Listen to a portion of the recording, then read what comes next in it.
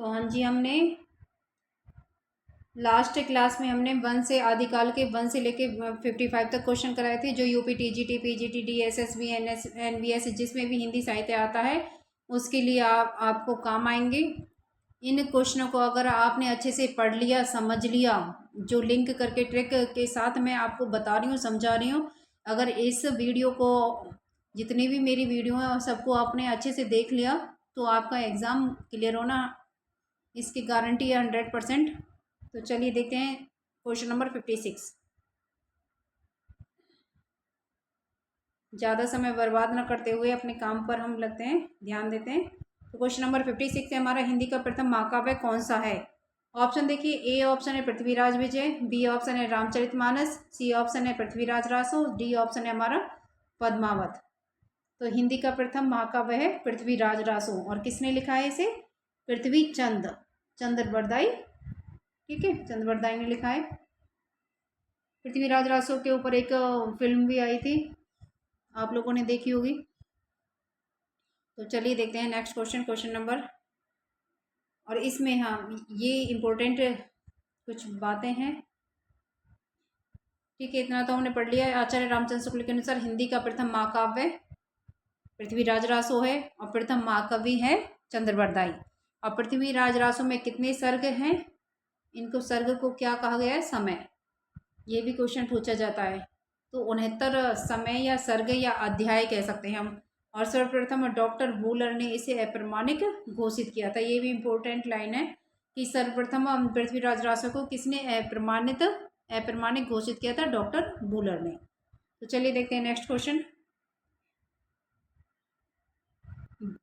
Question number 57 है हमारा, 12 वर्ष लोग कर जीवे अरु तेरे लो जिये सियार, बरस 18 क्षत्रिय जीवे आगे जीवन को धिक्कार। जब पृथ्वीराज रासो फिल्म आई थी, वो हमने भी देखी थी, तो उसमें ये पंक्तियां बोली थी चंद्र बरदाई ने। जब पृथ्वीराज रासो की आंखें फोड़ दी जाती हैं और उसे शेर के सामने खड़ा कर दिया जाता है, तब जो चंद्र बरदाई है ये पंक्तियां बोलता है उसे सचेत करने के लिए। तो चलिए देखते हैं, सॉरी, इसके ये पंक्ति किस रासो का है? ए ऑप्शन है खुमान रासो, बी ऑप्शन है पृथ्वीराज रासो, सी ऑप्शन है हम्बीर रासो, और डी ऑप्शन है हमारा परमाल रासो।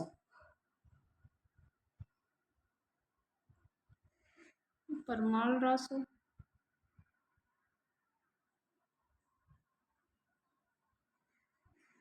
इस क्वेश्चन में थोड़ा सा कंफ्यूजन है, इसमें परमाल रासो दिया गया है, तो इस क्वेश्चन का मैं बाद में सर्च करके बताऊंगी आपको। तो चलिए देखते हैं नेक्स्ट क्वेश्चन। कुछ पंक्तियां, उक्ति धर्म विशाल से राजनीति नवरस पृथ्वीराज रासो चंद्र बरदाई। तो उक्ति धर्म की बातें कौन करता था? पृथ्वीराज चंद्र बरदाई, ठीक है। अब पियो चित्तौड़ ने आवियो सावन पहली तीज खुमान दल। तो इसमें क्या है? पिए चित्तौड़ ने आवियो सावन में खुमान छा जाता है दल को, लोगों को, मतलब जो लड़कियों का समूह होता है, युवतियों का समूह होता है, उनको क्या है? खुमार छा जाता है। इस तरीके से आप इसको याद रख सकते हो। चलिए, वीर हमीर और पाउमर में इन्हीं कंपई हमीर रासो सारंगधर। अब इसमें तो सिंपल है, इसको आप आसानी से पहचान लो। इसमें हमीर दे रखा है तो हमीर रासो की है और सारंगधर इसके कवि हैं। तो चलिए देखते हैं नेक्स्ट क्वेश्चन।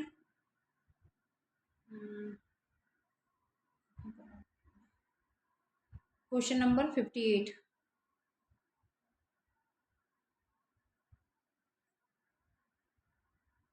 क्वेश्चन नंबर 58 है, आदिकालीन साहित्य में वीर रस की रचनाओं को किस भाषा में प्रयोग किया गया है? ऑप्शन देखिए, ए ऑप्शन है पिंगल, बी ऑप्शन है बुंदेली, सी ऑप्शन है डिंगल, और डी ऑप्शन है हमारा प्राकृतक।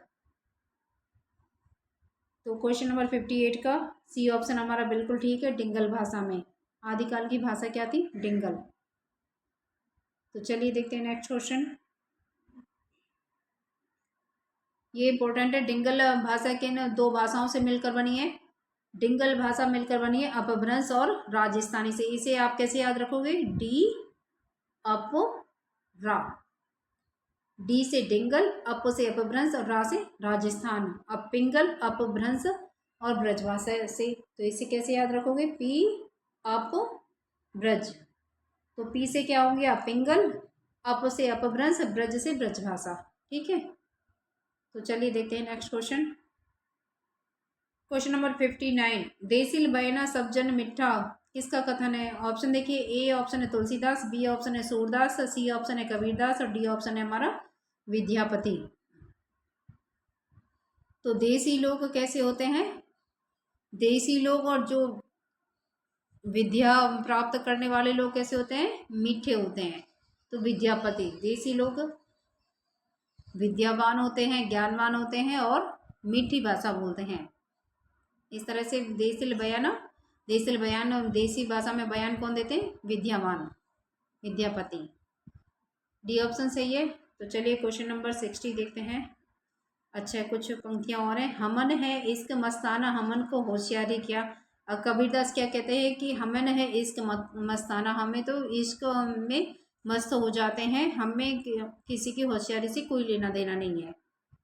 मांगी के खाई वो मस्जिद के सोई वो, ये तुलसीदास की है। लेवे को एक ना देवे को दो, ये तुलसीदास की पंक्ति है, कवितावली से ली गई है, उनकी रचना है। तो तुलसीदास कहते हैं कि मांग के खाना और मसक के सोना, मतलब जी भर कर सोना, ये किसका काम था? तुलसीदास का। इस तरह से याद रख सकते हैं। तो चलिए, लरिकाई को प्रेम कहो अली कैसे करी के छूटत। तो लरिकाई का प्रेम सूरदास से नहीं छुड़ाया जाता।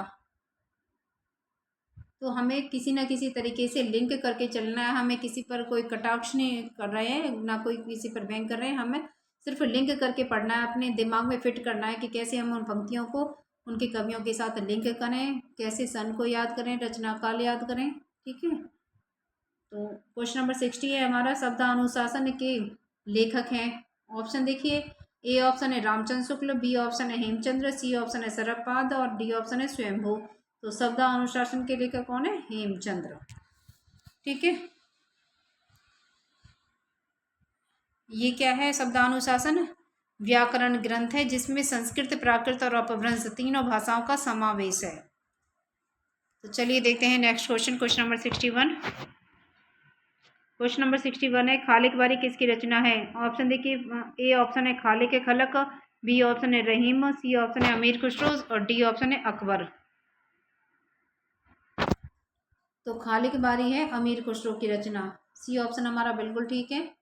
अब खालिक खालिक दे रखा है तो इसे खालिक मत कर देना, खालिक बारी अमीर खुसरो की रचना है।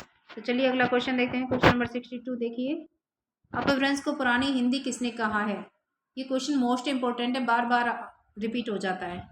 और ये कब आया था? यूजीसी नेट सेकंड पेपर में, दिसंबर 2009 में। तो अपभ्रंश को पुरानी हिंदी किसने कहा है? ऑप्शन देखिए, ए ऑप्शन है ग्रेसन, बी ऑप्शन है श्याम सुंदर दास, सी ऑप्शन है चंद्रधर शर्मा गुलेरी और डी ऑप्शन है भारतेंदु। तो अपभ्रंश को पुरानी हिंदी कहा था गुलेरी जी ने, चंद्रधर शर्मा गुलेरी। सी ऑप्शन हमारा सही है। तो चलिए क्वेश्चन नंबर 63 देखते हैं। क्वेश्चन नंबर 63 है हमारा, इनमें से कौन सा युग्म संगत है? ए ऑप्शन है बीसलदेव रासो नरपति नाला, बी ऑप्शन है कुमार रासो जगनिक, सी ऑप्शन है विजयपाल रासो चंद्रबरदाई, डी ऑप्शन है परमाल रासो दलपति विजय। तो इसमें पूछा गया है कि कौन सा युग्म सही है। तो ए ऑप्शन हमारा सही है, बीसलदेव रासो, 20 नरपति नाला। खुमान रासो की रचना कौन है? दल। खुमान किसके साथ आता है? दल के साथ, दलपति विजय। विजयपाल रासो ने किस पर विजय प्राप्त की थी? रेवंतगिरी पर। ठीक है, रेवंतगिरी रास, विजयपाल रासो की नहीं, विजयपाल रासो के रचयिता है नल्ल सिंह। नल के ऊपर किसने विजय प्राप्त की? नल के ऊपर लड़ाई की, फिर विजय प्राप्त की, नल सिंह विजयपाल रासो। परमाल पराया माल जग का, जगनिक। तो चलिए देखते हैं next question, question number 64, Raul well किसकी रचना है? ऑप्शन देखिए, ए ऑप्शन है चंद्रबरदाई, बी ऑप्शन है रोड कवि, सी ऑप्शन है दामोदर शर्मा और डी ऑप्शन है हमारा स्वयंभू। तो राउल वेल रचना है हमारी ये है हमारी रोडा कवि की। बी ऑप्शन हमारा बिल्कुल सही है। तो चलिए देखते हैं नेक्स्ट क्वेश्चन।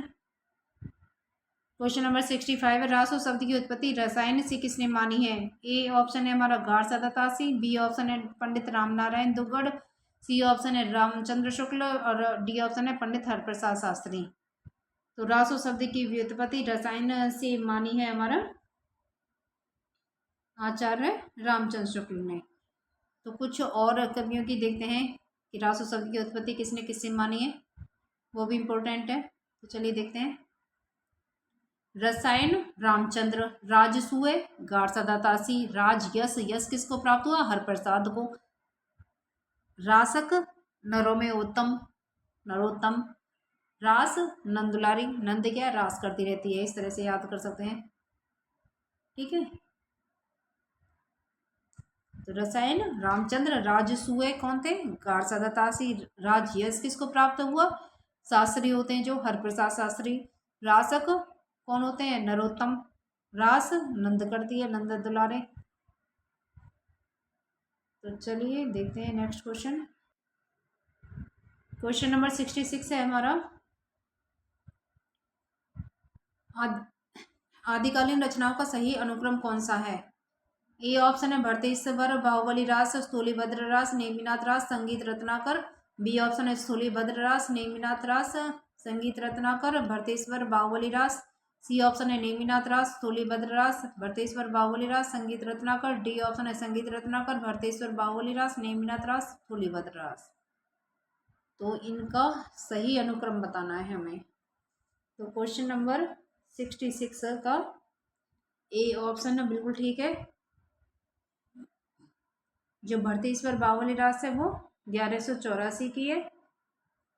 फिर स्थूली भद्र रास ये है 1209 की रचना। भरत साली के साथ 84 बार आए, या भरत ने अपनी साली को 1184 रुपये दिए। स्थूली भद्र ने क्या है? धर्म 9 रुपये दान किए धर्म के नाम पर। नेमीनाथ ने क्या किया? नेमीनाथ 13 बार सुमति के साथ गए घूमने। और संगीत रत्नाकर, संगीत रत्नाकर है सारंग देव। संगीत 12 बार संगीत की धुन बजाई गई सारंगी के माध्यम से। ठीक है, इस तरीके से आप याद रख लेना। तो क्वेश्चन नंबर 67 देखते हैं हम। क्वेश्चन नंबर 67 है हमारा, पौमचरियो किसकी रचना है? ऑप्शन देखिए, ए ऑप्शन है अब्दुल रहमान, बी ऑप्शन है विद्यापति, सी ऑप्शन है स्वयंभू और डी ऑप्शन है हमारा चंद्रवरदाई। तो पौमचरियो रचना है हमारी स्वयंभू जी की, 8वीं सदी के कवि हैं। तो चलिए देखते हैं नेक्स्ट क्वेश्चन। क्वेश्चन नंबर 68, निम्नलिखित रचनाओं के साथ उनके रचनाकारों को सुमेलित कीजिए। सूची 1, सूची 2, ज्योतिरीश्वर ठाकुर, राहुलवेल, दामोदर भट्ट, उक्ति व्यक्ति प्रकरण, नरपति नाला, बीसल देवरास, रोड, वर्ण रत्नाकर, मानरासो। अब इसको हमें सुमेलित करना है। ज्योतिरीश्वर ठाकुर की थी हमारी वर्ण रत्नाकर, और दामोदर भट्ट की उक्ति व्यक्ति प्रकरण, नरपति नाला की 20 नर। दामोदर ने क्या दी? उक्ति दी। और रोड की क्या थी? राउलवेल।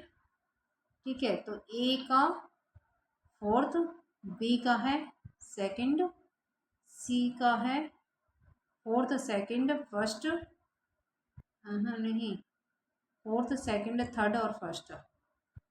तो देखते हैं 4th, 2nd, 3rd और 1st। 4th, 2nd, 3rd और 1st। तो इसका ए ऑप्शन ही हमारा सही है। ठीक है, तो चलिए देखते हैं next question. Question number 69, Pushpadant किस शताब्दी के कवि थे? ऑप्शन देखिए, ए ऑप्शन है हमारा 8वीं सदी, बी ऑप्शन है 7वीं सदी, सी ऑप्शन है 10वीं सदी और डी ऑप्शन है हमारा 11वीं सदी। तो पुष्पदंत थे हमारे, क्वेश्चन नंबर 69 का हमारा 10वीं सदी के थे। ठीक है, स्वयंभू 8वीं सदी के थे, पुष्पदंत 10वीं सदी के थे। सी ऑप्शन सही है। तो चलिए देखते हैं नेक्स्ट क्वेश्चन। क्वेश्चन नंबर 70, दोहा कोश किसकी रचना है? ए ऑप्शन है विद्याधर, बी ऑप्शन है सरप्पा, और सी ऑप्शन है पुष्पदंत, और डी ऑप्शन है हमारा सबरप्पा। तो दोहा कोश है हमारी सरप्पा की रचना है, बी ऑप्शन हमारा सही है। और सरप्पा को हिंदी का प्रथम कवि किसने स्वीकार किया है? राहुल सांकृत्यायन जी ने। तो चलिए देखते हैं नेक्स्ट क्वेश्चन। क्वेश्चन नंबर 71, रचना काल की दृष्टि से निम्नलिखित कृतियों का सही अनुक्रम है। ए ऑप्शन है कुबलेमाला कथा, राउलवेल उक्ति व्यक्ति प्रकरण, वर्ण रत्नाकर। बी ऑप्शन है राउलवेल कुबलेमाला कथा, उक्ति व्यक्ति प्रकरण, वर्ण रत्नाकर। सी ऑप्शन है उक्ति व्यक्ति प्रकरण, राउलवेल कुबलेमाला कथा, वर्ण रत्नाकर। डी ऑप्शन है वर्ण रत्नाकर, उक्ति व्यक्ति प्रकरण, राउलवेल कुबलेमाला कथा। तो अब हमें इनको सही अनुक्रम में लगाना है। तो इसमें है, सबसे पहले है कुबलेमाला कथा, ये कब की है? 8वीं सदी की। इसके रचनाकार कौन है? उद्योतन सूरी। अब है राउलवेल, ये 10वीं सदी की है, रोड़ा कवि की। अब है उक्ति व्यक्ति प्रकरण, ये है 12वीं सदी की रचना, दामोदर शर्मा। वर्ण रत्नाकर 14वीं सदी की है, इसके हैं ज्योतिरीश्वर ठाकुर। कुबले की माला 8 बार पुरोई उद्योतन ने, ठीक है, उद्योतन सूरी ने। और राउलवेल ने 10 बार रोड़े अटकाए। उक्ति व्यक्ति प्रकरण, उक्ति व्यक्ति के ऊपर उक्ति दी गई 12 बार। और वर्ण रत्नाकर 14 बार वर्ण रत्नाकर। रत्नाकर का मतलब क्या होता है? समुद्र। तो समुद्र से 12 रत्न निकाले गए, सॉरी 14 रत्न निकाले गए। किसने निकाले?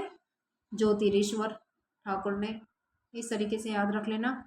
तो चलिए देखते हैं क्वेश्चन नंबर 72।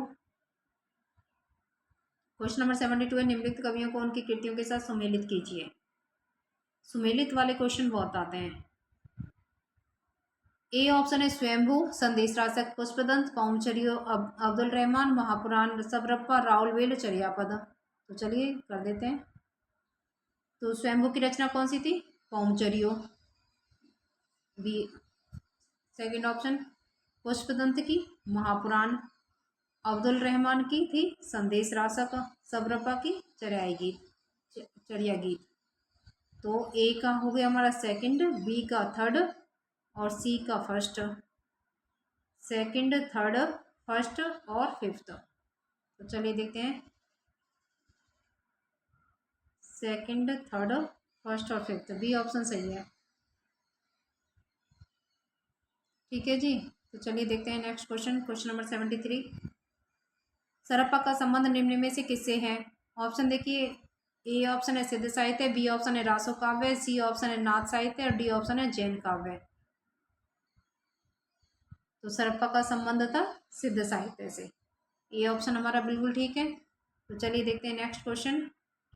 अपभ्रंश का मुख्य छंद है, ये कब पूछा गया? यूजीसी नेट थर्ड पेपर दिसंबर 2012। अपभ्रंश का मुख्य छंद है, ए ऑप्शन है दोहा, बी ऑप्शन है बरबई, सी ऑप्शन है कुंडलिया, और डी ऑप्शन है सवैया। तो अपभ्रंश का मुख्य छंद है दोहा, ए ऑप्शन सही है हमारा। तो चलिए क्वेश्चन नंबर 75 देखते हैं। परमात्मा प्रकाश के रचनाकार हैं, ए ऑप्शन है राम सिंह, बी ऑप्शन है योगेंद्र जोइंदू, सी ऑप्शन है हेमचंद्र, और डी ऑप्शन है मेरुतों। तो परमात्मा प्रकाश के रचनाकार हैं जोइंदू या योगेंद्र आ सकता है, बी ऑप्शन सही है। तो चलिए देखते हैं नेक्स्ट क्वेश्चन। क्वेश्चन नंबर 76, रचना काल की दृष्टि से निम्नलिखित ग्रंथों का सही अनुक्रम है। ए ऑप्शन है हमारा अनुराग बांसुरी, मिर्गावती, ज्ञानदीप, इंद्रावती, बी ऑप्शन है ज्ञानदीप, मिर्गावती, अनुराग बांसुरी, इंद्रावती, सी ऑप्शन है मिर्गावती, ज्ञानदीप, इंद्रावती, अनुराग बांसुरी, डी ऑप्शन है इंद्रावती, मिर्गावती, ज्ञानदीप, अनुराग बांसुरी। तो इसका है हमारा क्वेश्चन नंबर 76 का हमारा सी ऑप्शन ठीक है, मिर्गावती। तो इसको हम कैसे याद रखेंगे? इसको हम याद रखेंगे मिर्गा पजकी। पजकी क्यों? क्योंकि ये रचना है 1501 की। ज से 0, क से 1, ठीक है। 1501 की और किसकी रचना है? कुतुबन की, मिर्गावती कुतुबन। मिर्ग कहाँ गया? वन में। इस तरीके से याद रख लेना। अगला है हमारा ज्ञानदीप। ठीक है, तो ज्ञानदीप को आप कैसे याद रखोगे? इसको हम याद रखेंगे कामदीप। ज्ञानदीप, कामदीप। अब कामदीप क्यों याद रखेंगे भाई? ज्ञानदीप क्यों नहीं कर सकते? तो कामदीप, इसके सन को याद रखना हमें, 1619। क से 1 और न से 9। और ये किसकी रचना है? शेख नबी की। शेख नबी ने ज्ञान का दीपक जलाया 19 बार। ठीक है। इंद्रावती, तो इसको इंदिरा चाची, इस तरह से नूर, नूर की इंदिरा चाची। ठीक है, तो इंदिरा चाची क्यों रखेंगे? क्योंकि ये 1744 की रचना, 44। और नूर की इंदिरा चाची, इस तरह से याद रख लेना। नूर मोहम्मद की रचना है।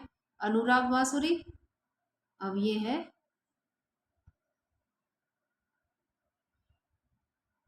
नूर की। नूर के पास कितनी बांसुरी थी? अनुराग की, अनुराग प्रेम की कितनी बांसुरी थी? 64